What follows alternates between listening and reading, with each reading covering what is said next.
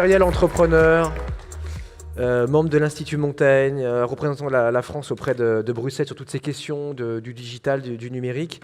Gilles, première question ou réflexion. Là, vous avez coutume de dire, je reçois de temps en temps sur BFM Business le soir dans Tech & Co, que la digitalisation réussie au cœur d'une boîte, d'une organisation, quelle qu'elle soit, elle implique forcément plus d'horizontalité et d'agilité. L'agilité, c'est notre thème là, pendant une demi-heure. Est-ce qu'on peut développer ensemble ? Alors, c'est effectivement la grande surprise, je crois, de tous les travaux que j'ai faits de mesure des écosystèmes digitaux, c'est qu'on croit généralement que c'est de la technologie, c'est à base de technologie, mais la conséquence, c'est une révolution culturelle extrêmement forte dans les organisations. C'est-à-dire que les organisations du XXIe siècle ont autant de différences avec celles du XXe siècle que celles du XXe siècle avec celles du XIXe siècle. En d'autres termes, la façon dont vous voyez les forges aujourd'hui, les forges du XIXe siècle, c'est un peu la façon dont on verra votre entreprise demain. Donc c'est très brutal, et je crois que très clairement pour ceux d'entre vous qui ont des adolescents ou des milléniums entre guillemets dans leur entourage, vous voyez bien qu'ils ne réfléchissent pas pareil, que la façon dont ils arrivent à élaborer des concepts évolués ne découle pas du tout des mêmes processus que l'on connaît. Et je pense que d'ailleurs c'est un enseignement très très fort en matière d'innovation. C'est-à-dire que l'idée c'est plus d'avoir des expertises verticales. L'idée, c'est plus d'avoir des capacités de travailler ensemble. Je crois qu'à cet égard, il n'est pas étonnant que les États-Unis arrivent à se démarquer assez fort dans cet univers, parce que ce qu'on observe quand même de façon assez frappante lorsqu'on regarde un écosystème, qu'il s'agisse d'une entreprise ou d'un centre de recherche aux États-Unis, c'est pas tant l'expertise individuelle des individus que leur capacité à travailler collectivement. Donc on apprend à avoir confiance en soi à l'école, etc. On dit souvent ce genre de choses à l'égard des systèmes d'enseignement américains, qui ont d'autres défauts par ailleurs. Mais je crois que c'est très valable lorsqu'on est confronté à un monde où finalement toute la connaissance est disponible, et c'est plus la façon de l'harmoniser, de la mettre dans un contexte qui a du sens, d'arriver à associer des concepts extrêmement différents ensemble et collectivement qui fait toute la différence. Le rôle des IRT, là, comment vous le percevez dans cette transformation numérique, Gilles ? Moi, je me suis beaucoup appelé à l'émergence de ce type de dynamique. En fait, quand vous regardez dans le monde les grands écosystèmes digitaux, il n'y en a pas beaucoup. Oui. Donc il y a la Californie, un peu le Massachusetts, New York, Israël. Maintenant, il y a Shanghai, très très présent, etc. Vous voyez quasiment systématiquement 3-4 grandes dynamiques qui sont présentes. Pour aller très très vite, il y a le financement qui est extrêmement présent. Il y a le fait d'avoir de la taille critique, le fait d'avoir des grands ensembles de taille critique parce que vous avez besoin de rencontrer vos pairs. Et puis, il y a le fait d'avoir une sorte de système qui va permettre de matcher des cultures, de prendre des ingénieurs, des designers, de mettre tout ça ensemble, et notamment d'avoir un rapprochement entre les gens qui sont dans le quadrant de Pasteur, c'est-à-dire qui font de l'innovation fondamentale pour en faire de l'innovation appliquée, d'avoir des espèces de chocs culturels relativement forts. Et donc, évidemment, c'est le rôle des IRT, enfin, du moins tel que je le comprends, d'essayer, on va dire, d'ouvrir un peu des disciplines qui sont souvent, en particulier en France, pris dans un mode un peu académique. Donc, je crois que puisque tout ce que j'entends depuis que je suis là va dans ce sens-là. Et donc, il faut pousser ça, il faut vraiment pousser ça. On rentre dans un monde qui est vraiment massivement ouvert. Donc les mots de pluridisciplinarité, etc., c'est vraiment des mots... il ne faut pas avoir peur d'appuyer là-dessus. Je pense que l'open science, je ne sais pas si ça a été beaucoup évoqué, mais c'est une dynamique fondamentale. Le fait de faire de la crowd culture, alors quand on a un savoir-faire très vertical, qu'on est expert en physique quantique, des fois ça crispe un peu, mais c'est le monde qui vient, quoi. Le monde qui vient et fait de la confrontation avec des univers qui vous déstabilise. Vous êtes un scientifique, vous êtes le meilleur au monde dans votre discipline. Un gamin qui sort de je sais pas quoi vous déstabilisera un jour, et c'est souhaitable. Il faut s'inspirer vous citiez la région de Boston, de ce qui se passe là-bas, qui sont tout le temps, enfin qui trustent tous les classements, quoi qu'on en pense, mondiaux, les MIT, Harvard, tout ça. Est-ce qu'il y a des choses à tirer de cela ? Oui, il y a des choses à tirer de ça sur la partie du management de l'innovation, où il y a une réflexion américaine qui, me semble-t-il, est très en avance là-dessus. C'est-à-dire, ils observent des systèmes sur le temps long. Pour moi, le DARPA, donc, qui est vraiment la quintessence de ce qu'on appelle le cadran de Pasteur que j'évoquais, c'est une réflexion de 40, presque 50 ans maintenant, sur des modèles d'innovation. Ce qui les intéresse, c'est pas l'expertise, c'est l'organisation de l'innovation. Et ça, c'est quelque chose, me semble-t-il, qui est vraiment différencie les Américains à cet égard. Il ne faut pas hésiter à s'en inspirer.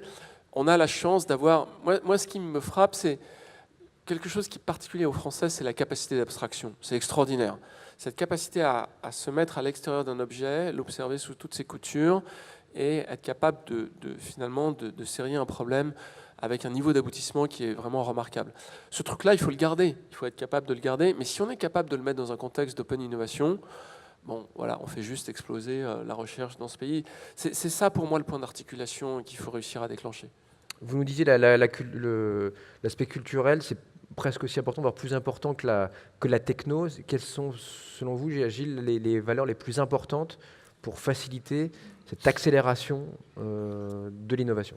C'est la mise en abîme, la culture de la mise en abîme, c'est-à-dire le fait d'accepter d'être déstabilisé, quel que soit le domaine d'où on vient. Et finalement, la confrontation culturelle est très importante. Qu'est-ce qu'on voit dans les startups? On voit quand même beaucoup ça. On voit des gens qui sont... finalement, l'importance des diplômes est très secondaire. On le voit bien, il y a beaucoup d'autodidactes qui rentrent dans cet univers. Et ce qui, je crois, est très riche, pour ceux d'entre vous qui avaient été... amené à être en contact avec cet univers, cette espèce de déstabilisation culturelle. C'est-à-dire, vous avez des gens qui sont en front, qui sont en end-user, qui font de la UX, vous avez des gens qui font du code, etc. Et ces gens-là vont passer 12 heures ensemble chaque jour pendant plusieurs années. Et ça amène à finalement accepter une vision du monde qui est différente. Et finalement, lorsqu'on transpose ça dans le monde de la recherche, on a d'excellents résultats. Moi, je suis très proche d'un écosystème qui s'appelle la Paillasse. La Paillasse, c'est de l'open science dans le domaine du vivant.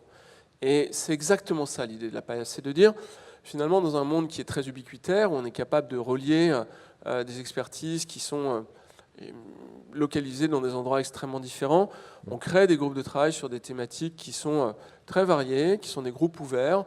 On met des gens qui ont de l'expertise très verticale sur ces sujets, et puis on met des gens qui viennent d'un peu partout, et on se rend compte que cette confrontation culturelle, finalement, est capable d'avoir des potentialités d'innovation de rupture qui sont absolument incomparables avec ce qu'on va faire dans des labos.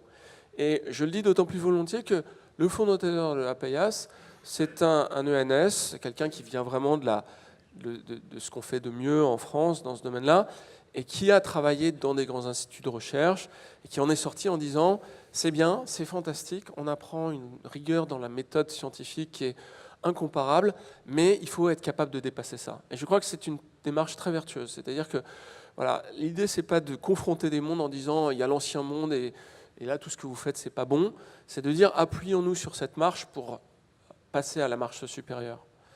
On profite de vos activités là, auprès de Bruxelles, en tant que représentant de la France sur ces questions du digital. Votre vision européenne est toujours pareille, notre positionnement, nous Français, comment vous le percevez en 2016 là? Alors, la France, à l'égard de moi, ce que je connais, qui est plutôt le monde du numérique et moins le monde de la recherche, elle n'est pas très bien placée à Bruxelles. Elle est en 16e position sur le DESI, le Digital European Scoreboard, qui contient un certain nombre de paramètres. L'autre jour, j'étais avec la direction d'Eurostat et je leur disais quand même, vous êtes un peu déprimant, vous ne cessez d'égrener des statistiques qui, à l'égard de la France, sont plutôt moyennes. Et finalement, c'est quoi la bonne nouvelle? Et il m'a dit, mais c'est très simple, la bonne nouvelle, c'est que vous êtes l'endroit où il y a le plus de capital humain, de très loin de toute l'Europe. C'est-à-dire qu'en proportion, le seul pays qui vous dépasse, c'est l'Irlande, et vous êtes le deuxième. Donc vous avez beaucoup de capital humain. Le problème, c'est que vous ne mettez pas en œuvre ce capital humain. Vous utilisez des vieilles méthodes, et surtout, ce capital humain, lorsqu'il est à l'université, il n'est pas formé au digital. Quand on fait de l'anthropologie, on devrait être formé aux outils digitaux. Pourquoi? Parce que le simple fait de savoir se servir de, je ne sais pas, un outil de cloud ou un outil de statistique en ligne va vous permettre de mieux faire de l'anthropologie. Et j'ai trouvé que c'était une remarque brillante. Et il me dit, en gros, en France, dans les disciplines universitaires, il y a à peu près 17% de formation digitale. Et la moyenne européenne, c'est plutôt 25%, le Royaume-Uni, c'est 40%, et le Danemark, c'est 100%. Voilà. Et je me suis dit, voilà un truc hyper pragmatique, hyper politique, finalement, que je répète à chaque fois que je fais une conférence, parce que je me dis, OK, on fait ça, quoi. On forme les gens au digital. C'est très bête. Alors, ça peut paraître un peu auto-centré, parce que moi, je suis dans le domaine digital, mais quand je vois la puissance de ces outils qui coûtent rien, qui sont des outils de cloud, je me dis, bah ouais, on devrait effectivement faire ça, et ça orienterait le capital humain de façon plus intelligente, ça lui permettrait de travailler ensemble de façon plus harmonieuse, ça lui permettrait simplement de se développer mieux, quoi. Et sur ce classement que vous évoquez, là où on est 16e, qu'est-ce qui pêche là? On est en retard sur quoi? Alors ce classement, il a 5 composantes. Il a la connectivité, l'utilisation par les entreprises, l'utilisation des services de e-gov, l'accès et puis l'utilisation par les citoyens. Voilà. Et on est moyen un peu partout, mais si vous voulez, sur chacun des paramètres, enfin sur 3 ou 4 de ces paramètres, il y a vraiment une façon de s'améliorer de façon extrêmement forte. Et le truc le plus important finalement, c'est-à-dire que tout ça, ça découle quoi? Ça découle d'une sorte de compréhension collective de ces enjeux-là. Donc moi, je prêche pour qu'il y ait une sorte de paradigme politique qui soit exprimé, c'est-à-dire qu'on arrête de nous parler de conneries qui sont les 90% de la composante de l'agenda politique aujourd'hui, et qu'on rentre vraiment dans l'essentiel. C'est-à-dire dans comment on projette ce pays dans la modernité. Mais moi, ça me fait même plus rire, en fait. Ça me fait chier. Non, vous avez raison. C'est juste, on a un truc unique, on a un paradigme qui est en rupture, on a un truc qui permet de projeter ce pays dans le futur. Et ce pays a du capital humain. Et donc, si vous voulez, moi, s'il n'y a pas ça, je pars en Californie tout de suite. La raison pour laquelle je suis là, c'est parce qu'on a un truc génial et il suffit de s'en saisir. Voilà. Donc moi, je suis là ce matin, je prends du temps sur le temps de mes startups, uniquement pour vous dire ça, parce que je pense que ça vaut le coup de vous le dire, quoi. Bon, 2017, alors, qu'est-ce qui peut... On a un message à adresser, parce que tout le monde va nous faire de l'innovation washing, là, dans les primaires. Il faut que ça devienne vrai, c'est-à-dire qu'ils peuvent faire ça, mais ils peuvent aussi vraiment le faire. Ils peuvent s'en saisir. Et vous qui les croisez régulièrement, ils ont compris ou ils font semblant, là? Ou ils ont d'autres agendas et d'autres intérêts? Ils sont entre les deux. Je pense qu'il y a en 2012 ou en 2007, j'aurais dit, ils nous baladent, quoi. Là, il y a un truc où ils se disent quand même, on a l'air de vieux cons, on est des vieux cons, mais quelque part, on peut peut-être y aller, quoi. Donc voilà, c'est l'histoire du verre à moitié vide ou à moitié plein. Il y a quelque chose qui est en train de se passer, vraiment. Et donc, et vous savez, mon histoire de Conseil national du numérique ou de ce que je fais à Bruxelles, c'est une histoire quand même où je vois ce que dit Victor Hugo, c'est-à-dire que rien n'est plus fort qu'une idée dont l'heure est venue. Et là, on est quoi? On est une centaine. Si on pousse tous une idée, on la pousse régulièrement avec constance. En 2 ans, on change le monde. C'est vraiment moi, ce que j'ai appris au travers de ces 5 ou 6 ans, c'est que finalement, vous poussez une idée, vous la répétez, vous la répétez au risque d'être un peu bête. Puis il y a un moment où tout d'un coup, les gens vous disent « Ah, tu sais, ce qu'il faut faire, c'est ça ». Et là, vous dites « Ok, il y a un petit truc qui s'est passé, quoi ». Moi, je suis arrivé au Conseil national du numérique, on m'expliquait que le numérique, c'était un truc et rien d'autre, c'était un truc qui s'appelait Adopi. Et moi, j'ai dit, mais je m'en fous de votre truc, ça ne m'intéresse pas, c'est débile, je veux passer. Et de fait, ça a été un four total. Et c'est un four total. Oui. Bon, et l'Institut Montaigne, d'un mot, vous travaillez sur quoi là? C'est un truc que j'aime beaucoup parce qu'on fait vraiment de l'économétrie, on fait de la recherche, on fait du travail laborieux, etc. Mais on essaye de montrer qu'il y a des dynamiques qui s'expriment dans le temps long et qu'il faut être vraiment attentif à ça, quoi. Donc, et vous planchez sur quoi? Et là, je travaille sur enseignement supérieur et numérique, par et pour. Donc super sujet, on auditionne plein de gens et on se rend compte, voilà, que c'est un point de bascule. C'est-à-dire que si on fait ce travail bien et que ce travail est bien compris, bah, ça peut aider à faire en sorte que les choses s'accélèrent. Merci beaucoup, Gilles. Merci. Gilles Babinet qui était avec nous aujourd'hui.